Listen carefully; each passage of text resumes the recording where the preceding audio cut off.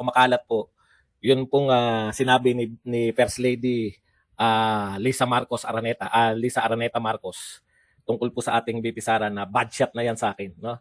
Pag-uusapan din po natin, ito po, yung Cagayan po ngayon ay dinadagsa po ng mga Chinese students at marami po nagsasabi na kasama na po sila Franz Castro na baka ito panim to ng China kasi yung mga malapit sa EDCA baka may mga espiya raw. Dito po natin, ito po yung pakiramdam siguro lang kasi malamang ito po yung pakiramdam. Feeling nila sila pa po yung na-traidor. Feeling nila sila pa po yung inaapi no ni VP Sara Duterte. Ang pahayag po nito nito pong ni Lisa Marcos ni Lisa Araneta Marcos, First Lady ng Pilipinas, ay tinanong po siya ni Katunying kung kumusta sila, yung relasyon nila. Sabi niya po, okay naman lagi naman akong sa kanya, no? I'm always good to her ba?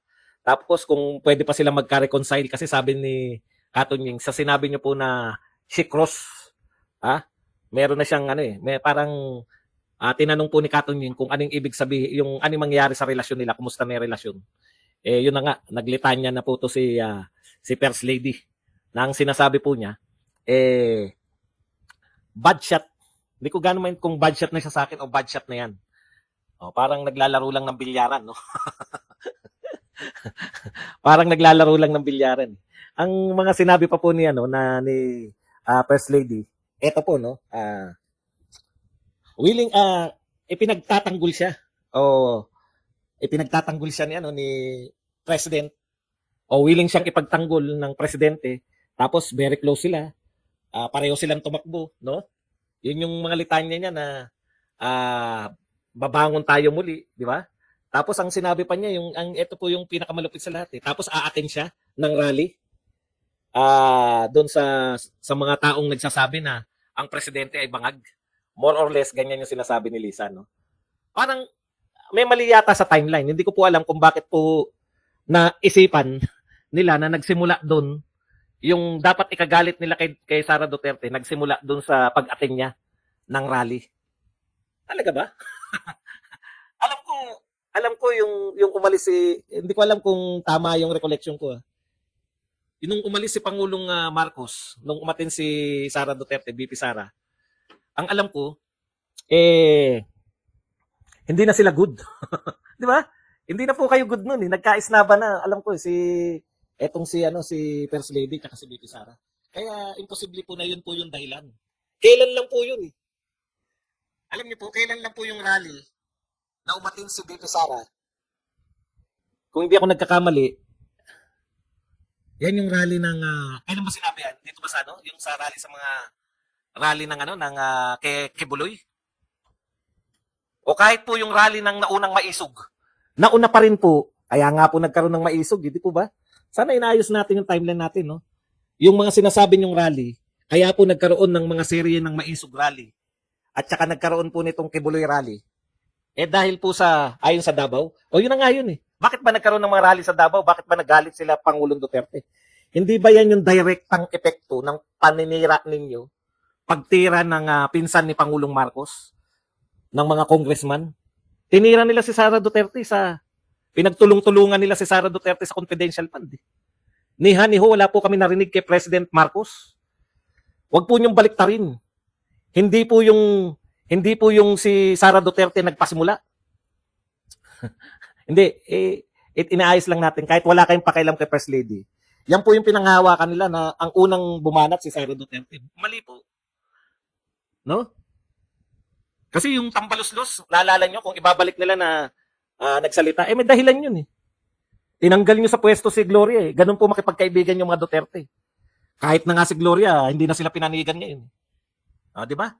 May pinagmulan po rin kahit yung pagsasabi ng tambaluslos kung yun po yung uugatin nyo pa. Nauna po na may ginawa si Martin, tinanggal niya sa pwesto si Gloria Macapagal Arroyo na inaakala ng mga Duterte nakakampi nila. Kaya nagsabi ng tambaluslos to si Sara Duterte. Tapos, pagkatapos nung nagkabati pa Naalala ko, sweet na sweet pa. Humawak pa sa braso ni Martin si Sara Duterte, isang beses na hinatid nila si Pangulong Marcos Very sweet Yung very sweet na yun. No? ilang araw lang binanata na ng Congress si Sara Duterte sa confidential fund. Kaya hindi po nagmula kay Sara Duterte, no? Hindi po nagmula kay Sara Duterte na yung pagkakawatak-watak ng confidential yung pagkakawatak ng unity, hindi po galing yan. Masakit po yun.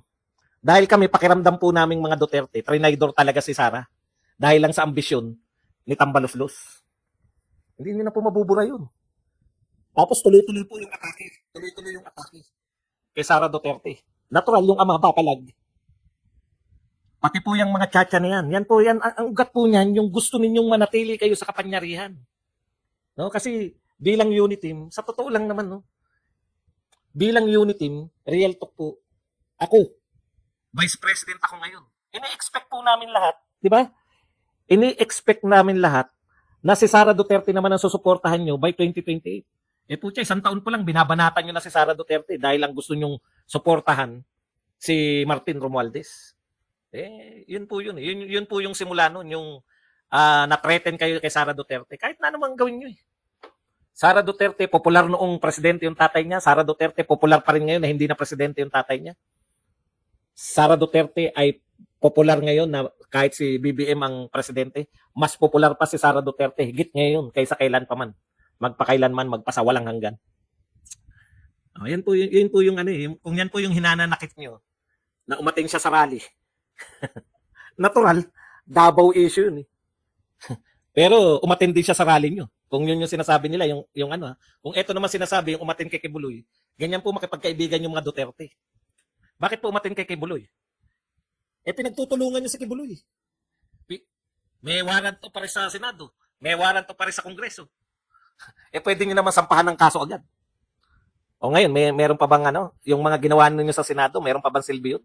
Wala nang silbi yun lahat. Meron lang maliit na tayo rito, no? Meron lang nag-post. Kaya pala 13.5 yung nare-report nila para ma-present nila na ito yung biggest hole, no? Pinakamalaking nahuli. Eh kasi po si Pangulong Duterte nung panahon niya pala, 11 billion yung nahuli. Yun po yung biggest, 11 billion panahon ni Pangulong Duterte. So kinakailangan po nilang higitan, gawing 13.5. Eh ngayon 9.5. O di ang record na rin si Pangulong Duterte pa rin. See? Yun pala yung gusto nilang ma-break, yung record ni Pangulong Duterte. Kita nyo, hindi po tayo after sa record kasi naramdaman naman natin, di ba? Wala tayong pakialam kung sino may biggest hole. Kung sino may pinakamarami. Hindi kasi importante sa atin yun. Alam kasi natin na totoong may war on drugs kay Pangulong Duterte kaya hindi tayo ganong concern sa record. Pag mga konti lang achievement, masyadong concern sa mga record. Eh kasi nga, hindi po katanggap-tanggap. Lahat po nagsasabi hindi kasya. Lahat po nagsasabi hindi kasya. Okay, anyways, yun lang po yung sagot natin kay First Lady. Na hindi po si Sara Duterte yung nagpasimula ng lahat. At saka yung sinasabi niyong kaya siyang ipagtanggol ni President Marcos. Eh tapos na po, binanata na po siya, hindi nga pinagtanggol. Wala nga sinabi.